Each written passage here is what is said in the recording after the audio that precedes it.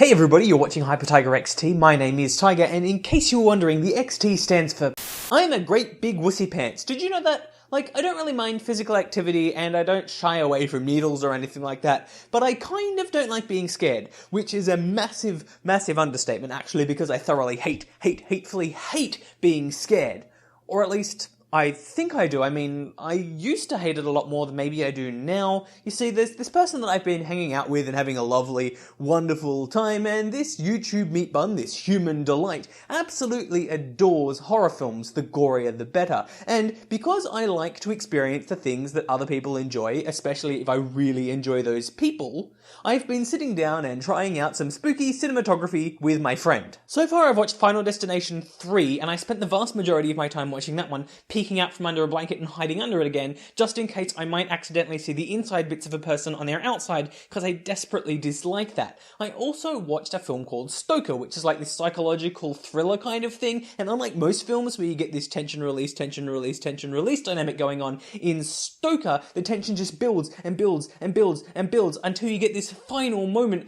where all of a sudden you get this wave of relief and catharsis, and it's only then that you realize that you've been holding your breath for the vast majority of the film, waiting for this critical moment to resolve. I actually think that I handled Stoker really quite well, and even though I got all squeamish and like,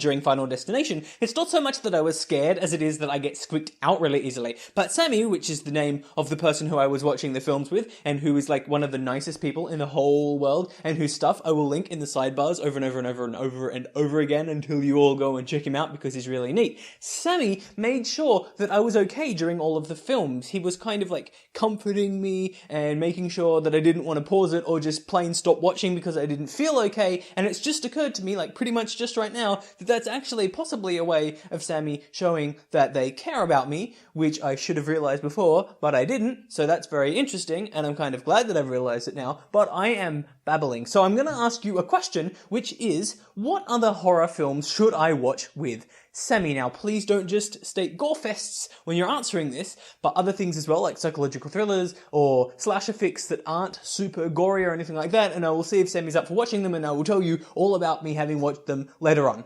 The other night I had this dream that I was in a marshmallow factory and I was eating a giant marshmallow, and then I woke up and I was in a hospital and I'd just come out of a coma, and the doctor said that it was lucky that they found me in time and somebody brought me to the hospital because I was in toxic sugar shock from eating so much sugar, because apparently I'd been sleepwalking and I broke in to the biggest candy store that was in Melbourne City, and I was eating all of the display merchandise, and then the police found me and took me to the hospital, and also I was probably going to be under arrest for breaking and entering. Alright, there is no time for fanfare, which is why I'm just going to straight up tell you that this week I'm eating these. These are chocolate de corn, and they are like salty chocolate corn crisp things. I don't actually know much else about them other than that, so let's see how they taste. First step, take a nice big smell. That nice big smell tells me that they actually smell a lot like coffee, so I could poison myself in a moment because I'm not supposed to have too much caffeine because of the ADHD thing. So let's see how we go with the taste test now. They look like little tiny grubs.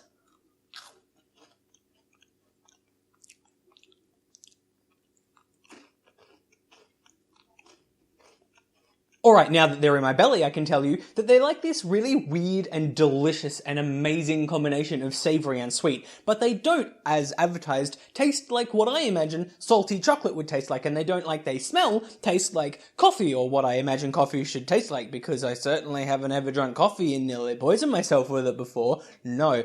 In terms of whether I think you should buy them, I totally think you should, and I actually think that if you got a couple of packets for them, they'd make a really good snack for like a movie night, or a date night, or a gaming evening, or something like that. I bought my first trade paperback comic ever while I was in the city this week, so I thought that I would do a teeny tiny little review of it for you, which is why I'm going to be telling you all about Invader Zim issue number 1. It's a direct, pretty much, continuation of Yonan Vasquez's much praised cartoon series Invader Zim that used to air on Nickelodeon. It has the same kind of irreverent humour and just kind of, like random kind of thing going on, and whilst it's not as dark as some of Yonan's other works like Squee or Me, it is much darker than the original cartoon series, presumably because he now doesn't have Nickelodeon breathing down his neck, stopping him from making giant hamsters crush a whole bunch of school children to death. For instance, Gurr claims that he ate a baby in this one, so that's something that wouldn't have happened in the cartoon series. Having said all of that, and whilst I personally think that it is fantastic and I absolutely love it, it's definitely not for everybody. It's not particularly plot-driven, as Invader Zim never really is particularly plot-driven, and if you're not into kind of weird, random kind of hot topic-y kind of stuff, or if you've not really been exposed to Invader Zim before, or you didn't like it before, then you're probably not going to like it. But if you don't fall into any of those categories that I just mentioned, then you'll probably actually quite love it, and I recommend that you buy it, and that you read it. Alrighty, fighter then, we have reached the end of another video, which means that it is time for me to tell you that the top comment this week actually came in the form of a Tumblr ask from Tumblr user Not So Valid, and they told me that the video that I made last week on ADHD and communication actually helped them a whole bunch, because they'd never been able to put into words before what kinds of problems they had with communication and how to best communicate with them, and that they plan on showing my video that I made to like their friends and their family and their teachers and all that kind of thing to kind of help them have better communication and better relationships with other people. And I think that's so fantastic that I was able to do something like that. Isn't that cool? If you enjoyed this video, please remember to give it a thumbs up and a like. And if you're not already subscribed to my channel, then please remember to subscribe and share this video with all of your friends and your social media circles and your family and all that kind of thing. And I will see you next week for more of this. Bye!